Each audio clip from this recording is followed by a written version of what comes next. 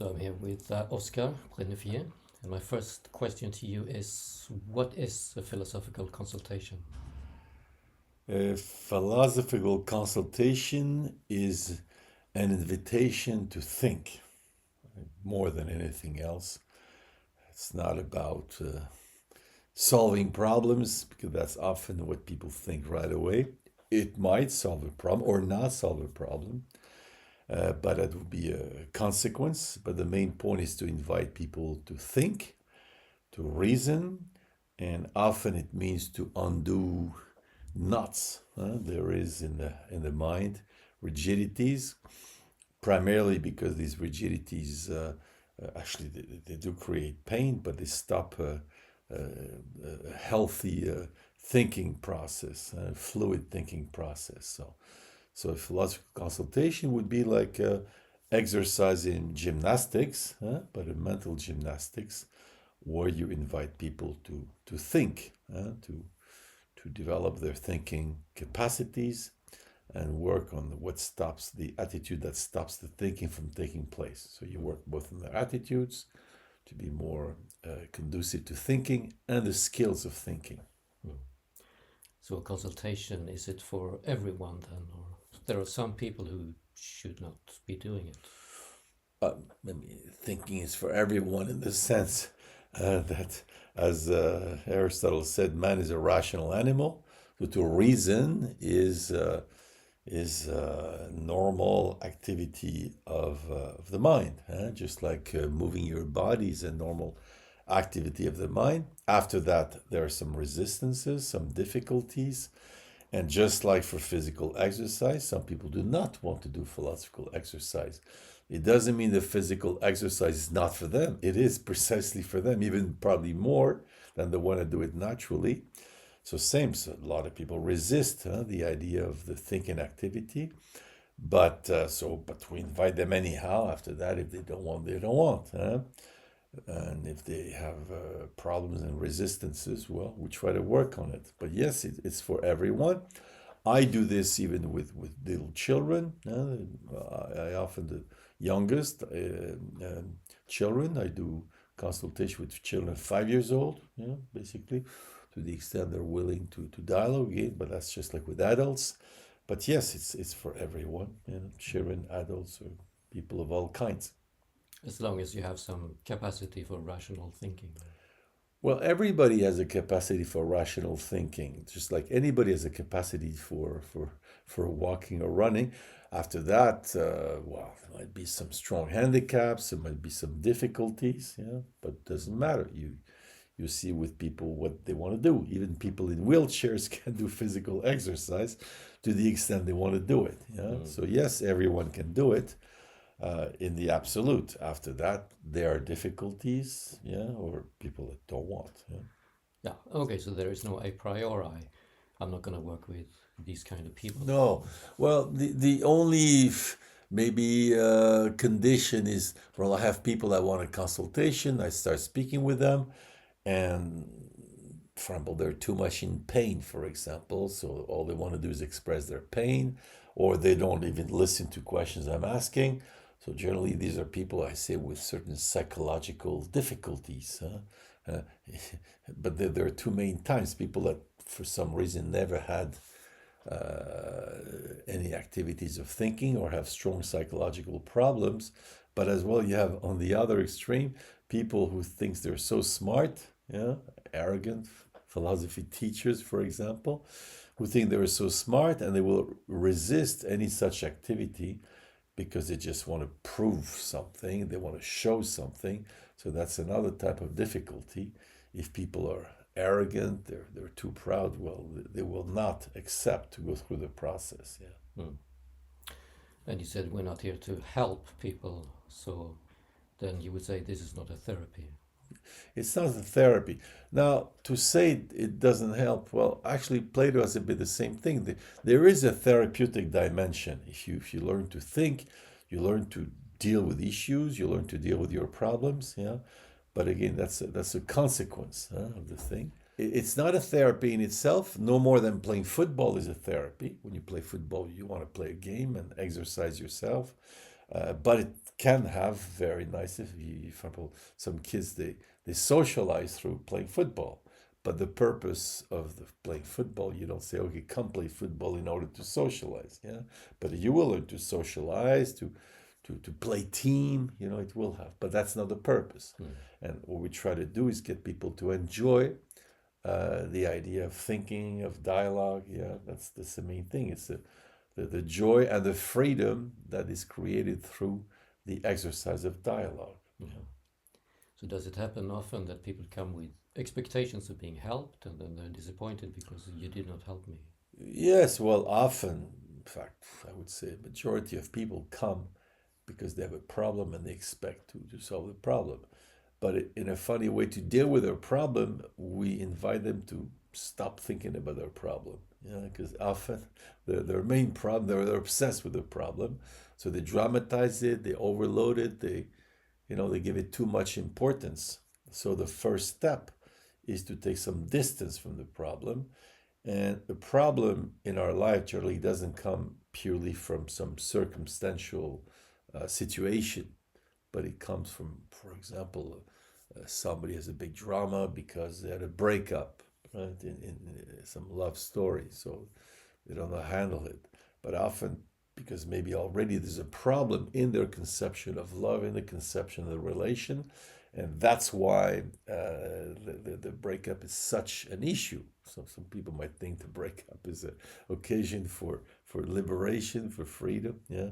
So a lot of it has to shift the mental framework from something more victim-like, more emotional-like, to something more about thinking. And here, I think an interesting debate about that is the one between Sartre and Freud, where in the Freudian idea, there's trauma, you're determined by this trauma. But in the Sartrean idea, it's the way you look at things that is determinant. It's not what happened in your life, but how you look at it, the relation you have with it. So our job is often to shift or to be able to shift the way you look at things, at least to problematize it. After that, you can decide what you want. But for a moment, to have the freedom of shifting your perspective on your particular problem. Yeah. It's not so much dealing with a particular problem, but what lies behind the problem, why it is a problem for you. Yes, exactly. Yeah. So go to the presupposition of the person, some more existential ontological issues which underlies the problem. Yeah. For example, for some people, it's to learn to be a bit distanced with themselves, to decoincide with themselves. So what could be thought as a big drama, maybe it's not such a big drama. And I say because dramatization is one of the major issues where people have pain because they give too much importance, too much value to a particular situation. Yeah. So distance is one of the important attitudes we work on in order to develop thinking skills. And you mentioned Socrates, so would you say that your work is fundamentally based on the Socratic dialogue, the maiotics? Right. The maiotics with the double sense of inviting people to produce idea, but as well the critical dimension of refutation, which is important in Socrates. People often think of maiotics. You ask questions, get people to give ideas, but then there is the whole part of the criticism of this idea, the critical analysis, which is probably the most irritating aspect of the Socratic work, is to be able to see the limits of your thinking. And in a way, Socrates, the discussions never lead anywhere, but it doesn't matter. It's the fact you engage someone in the rational process that is determinate. And it creates tensions within the person. So I'm thinking, if you consider the ethical aspect of this, of aggravating people, making people feel bad, or you think this so-called ethical considerations, they're not so relevant? Well, but they're ethical consideration, but there's a different idea of ethics. The crucial ethical consideration of Socrates is consciousness. Okay, it's a cognitive ethics, if you want. And an interesting example is when he has a debate with Hippias in some dialogue, I think Hippias Minor, where Hippias defends Achilles because he's sincere, but Socrates and criticize Odysseus because he's lying. But but Socrates will defend Odysseus because Odysseus lies, but he's conscious of what he's doing. When Achilles is sincere, but he changes his mind, so he doesn't know, he's not free. Yeah? So there are different conceptions of ethics. Often we think of ethics, I don't know, not hurting people, having compassion for their pain. But the ethics of Socratic ethics is an ethics of reason, an ethics of truth, not an ethics of less suffering. That's a non-issue. Yeah. Mhm. Although, if you practice reason, probably you will suffer less. Yeah. Yeah. But the pain in the consultation, it can be conducive to realize something about yourself. If it's too smooth, too comfortable, that in itself could be an obstacle. But Right. the pain could be something which Yeah. triggers the Well, thinking. here I think of the idea of Nietzsche. There is no philosophy without agon, without this confrontation, yeah? Because you have to challenge fundamental premises to which we're stuck. You know, and it's the capacity to problematize. Problematization is a very important aspect of our work, or you can call it perspectivism, to be able to shift perspectives. Then your mind is free. You know, if you can shift, at least for a moment, to be able to shift perspective. But for this, again, you need distance. Yeah? You need to use your reason. Reason, not in the sense people think often is some formal logic.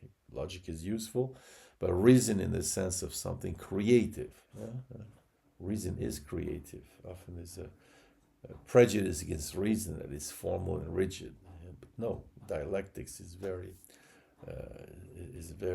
plastic. Yeah. Mm.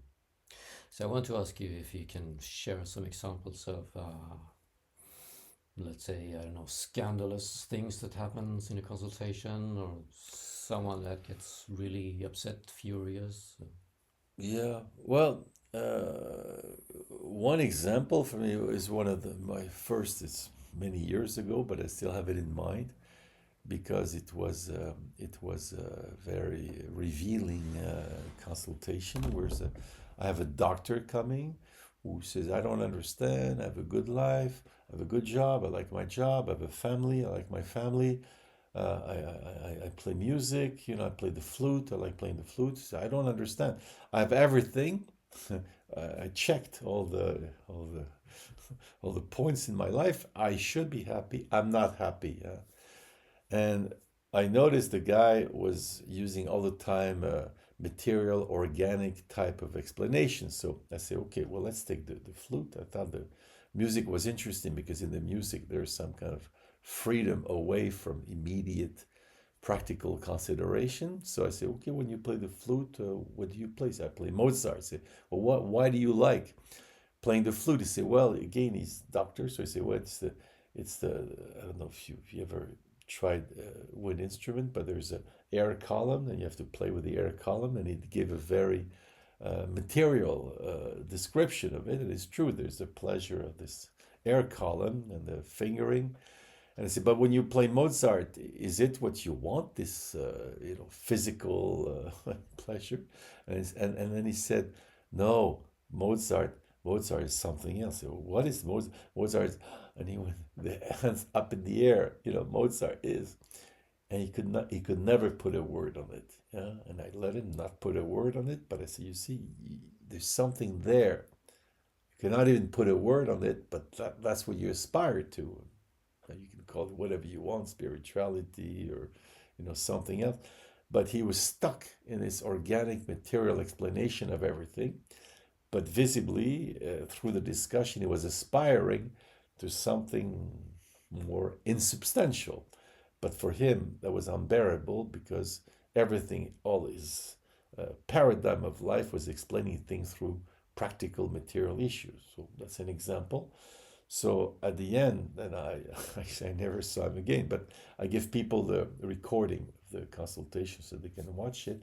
But it was visible, there was a desire for something else in his life, and the guy was not so young anymore.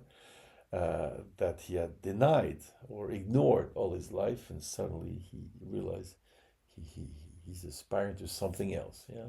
Mm. But it's something else that he had no words for, or probably he would have words, but it was too scary for him to name it. So sometimes I will name them, but sometimes I say, okay, don't name it, but there's something there, yeah. So that's an example of why it can be shocking a consultation. So if someone is stuck in a certain paradigm, you try to shift it to get them out of this paradigm Yes, to another one. fundamental. Like again, I take the example of the breakup, and somebody says, okay, but love without love, life is meaningless, blah, blah, blah. Say, well, can you live a good life without love? And the first people say, no, no, no, no. Well, did you ever meet somebody who seems to have a good life or happy with his life, but love is not an issue? So, they'll find something. Say, well, you see, so it's so you over. I'm not against love. Love can indeed be good and useful or whatever, pleasant, but it's not. You create a condition for good life, which is not necessarily the case. Now, it doesn't mean people are going to abandon love, but at least for a moment, to think that love is not a need. And by the way, in our work, an important aspect is to be able to deconstruct needs, because needs is how we create a certain prison in our own mind. Yeah, I say, I need that. Well, you need that. If you don't get it, you die. Like, I need water. Don't have water, you die. So the idea is to deconstruct needs, and that's it's freedom. But for this, you need to think. But very often, people they want to protect their needs. Yeah. And you do this in one session. You don't have a series of sessions with people who come to you. Well, actually, at first, many years ago, because now I've been doing this for a long time, I had the more aristocratic thing where I do one session and then you decide if you want, come back to see me. And I realized that it was not obvious for people to come back for a different reason. So now we a bit shifted. We created a team over the years. And we have a bit a different approach. When people come, say, look, what would be good would be 10 sessions. Yeah, do 10 sessions. Like, if you want to do one session, fine, we'll do it. But we encourage people to, off the bat, saying, look, to do any decent work, like in physical exercise, you can do one day of physical exercise, but 10 sessions, we found that it's not too long, yeah, but still you have time to think about it, to reflect, to plus people watch the video, we discuss it with them, we try another exercise.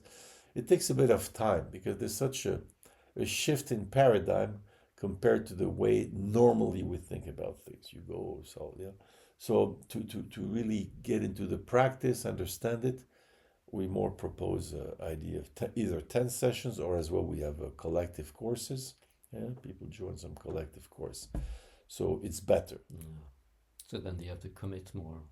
And Yep. not just come and expect to be fixed, but really Yeah. commit to Yeah. the And at the same time, since you mentioned commit, yeah, there's the idea to be less a consumer type thing, yeah, where, okay, I went once and it's true, they get ideas after one session. Somebody, okay, I got ideas, but no, it's not. It's really to get into the thinking process and the work on yourself, yeah, yeah.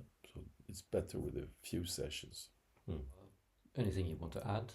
Something that we didn't No, talk I about? think we covered most of it, yeah. But it's true, it's a demanding exercise. It's not, and in a way, it's harsher, more difficult, more straining than if you go see a psychologist. You tell your problem, gives you something. That's why most people still prefer to go see a psychologist. It's less demanding, yeah. So this is again like if you want to get in shape, well, you're gonna do some exercise where you're gonna have cramps, you're gonna have pain afterwards, you're gonna have, yeah. So the thinking activity is a demanding activity, especially for people who don't particularly have a habit of doing thinking exercise. And it's difficult both from a psychological standpoint, you're being challenged, but from a cognitive standpoint. For example, to problematize, is not obvious for a lot of people. They have a belief, that's it. But we say, okay, belief, how can you problematize? So it's difficult both from a psychological standpoint, your identity is a bit shaken, and from a cognitive standpoint that you have to develop some skills. Yeah. There is always an element of psychology in the work as well. It's Yeah. philosophical and psychological. Yeah. Although, like Nietzsche said, it's philosophical psychology because psychology is often dealing with your life story, with your feelings, with your emotion. So it's a psychology primarily based on reason. Okay, but so we do have to deal with emotion, but more not so much to express them, but to challenge them, to learn to challenge your own feelings, challenge your own emotions. Because in general, we tend to believe our feelings and emotion. Yeah, we tend to give them credit. Yeah? When we get angry, we believe we're right. So we try to deconstruct this to say that you're angry at something doesn't mean you're right, and most likely there's a problem because anger, first of all, is a sense of powerlessness. You get angry because you feel powerless. So there's a problem already. So the idea is to create, again, distance with feeling and emotions, analyze them, deconstruct them, yeah, and create some freedom. So it's not, of course, forbidden to have emotion and feelings. It wouldn't make sense, and they have their own usefulness. But the idea is not to not be prisoner of it, no more that you should be prisoner of your opinions. You can have opinions, but you should not be prisoner of them. You should be able to work through them, to analyze them, deconstruct them. Yeah. So it's a liberating experience. It is. Well, reason has a liberating aspect, even though it's a constraint initially, because I have to analyze, I have to use some logic, yeah. But on the long term, yes, it is liberating, yeah, because you transcend yourself. You move from some empirical self with beliefs and sort of way of being to something more transcendent when you can look at yourself from above, from yeah. Okay, good. Good. All I right. think we'll stop here. Okay. So, thank you. Good.